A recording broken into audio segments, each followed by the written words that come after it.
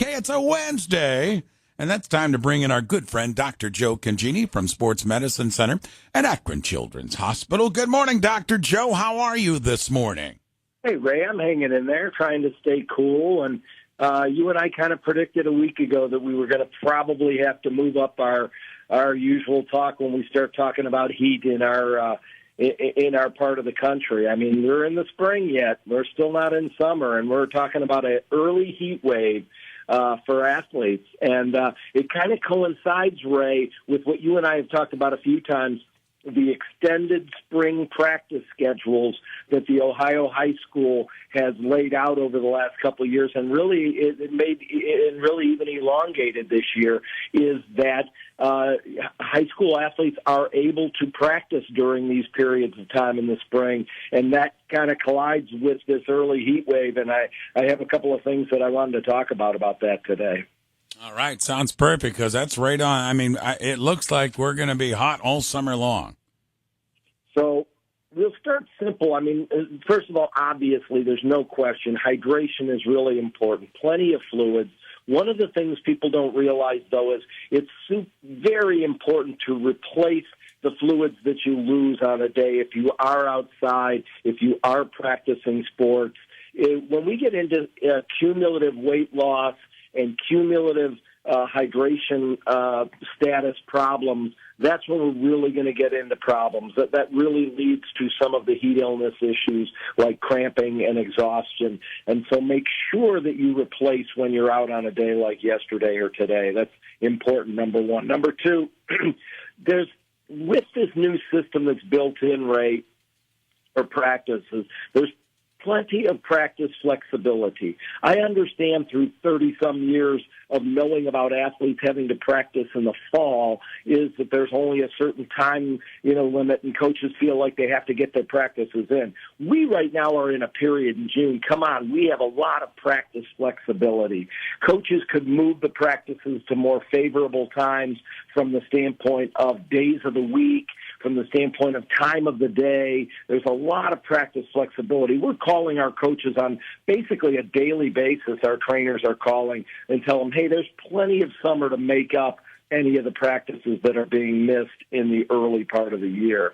Number three, people are a little confused. We talk a lot this time of year, most years, about this acclimatization period. And usually June is a really important month, a little bit of July too, for athletes to begin to acclimatize to the heat, Ray. And there was no acclimatization period at all this year. To acclimatize takes at least 5 to 7 days. Nobody's had enough time to acclimatize, and that is another reason for us to have worry early and through this week that is really high temperatures.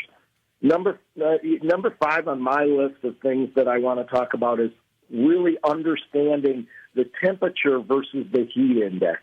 Everything about heat illness and kids having significant problems dealing with the heat with sports is the heat index. And the heat index is the combination of temperature and humidity. And there used to be old ways that our trainers and coaches had to get to the bottom of that heat index.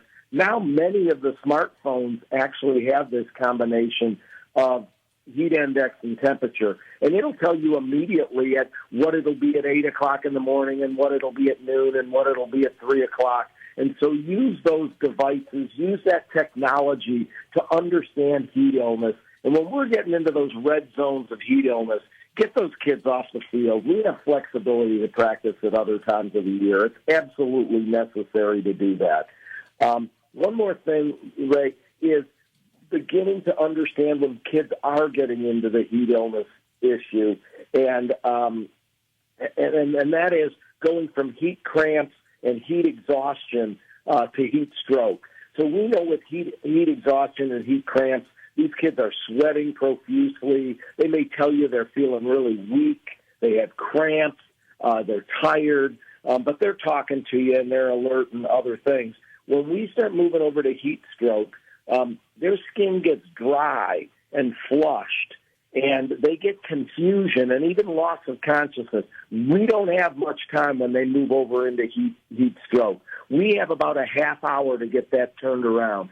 Typically, the temperature to get into heat stroke, Ray, is 104 degrees is what we use. And when they get over 104, they're going to start having organ damage if we go longer than 15 minutes, 20 minutes, a half hour. And so we don't have a lot of time. And the big push in the last 5 years was all the studies that showed cool first and then transport. Don't call somebody in a squad and wait a half hour for them to come out. You've got to get them packed in ice. And our trainers, again, are out there telling these coaches and making sure there's enough ice and cold water and in the shade. Put these cold water pools, or they call them cold water tacos, where you load them with ice and put these kids into the ice bath if they are getting or showing any signs of heat stroke. So know the differences of what might go on. I know I got a little bit more technical there near the end, but this is a early heat wave unlike any I remember in the last several years. And with the extended sports spring schedule, it's really important to get the information out early this year. Yeah, I agree, Joe. I mean, as you know, my twins, they're running, and they started cross-country practice this week, and it's been real hot, and they've been coming home and staying inside, and I've been stressing hydration. But for all those parents at home, just to jump on that a little bit, hydration is a really big key with these young athletes, getting the energy back in them. And I thought maybe you could just take a moment with high heat, the proper way to rehydrate, because these kids, whether it be cheering, whether it be running or football, with all these extra activities, best way to hydrate, Joe? Everybody's out there, Ray. So it's all the sports, and that's we've really allowed this spring practice open that door, and so everybody's out there practicing. Certainly with hydration in that first hour, certainly hydrating with water. But I think that when we get over a half hour, first of all, you said it too. Get inside as soon as possible. Get into air-conditioned areas. Get into shaded areas all the time, as much as you can when you're out there. Shaded areas, air-conditioned areas, and then we start talking about electrolytes when we get over a half hour. All right, Joe, thank you so much. Good, timely subject with us this morning with this high heat. It's certainly challenging for all of us, especially in the world of sports medicine. Thanks, Joe. Thanks, Ray. Have a great week. You too, my friend. Dr. Joe Congini, Sports Medicine Center, Akron Children's Hospital.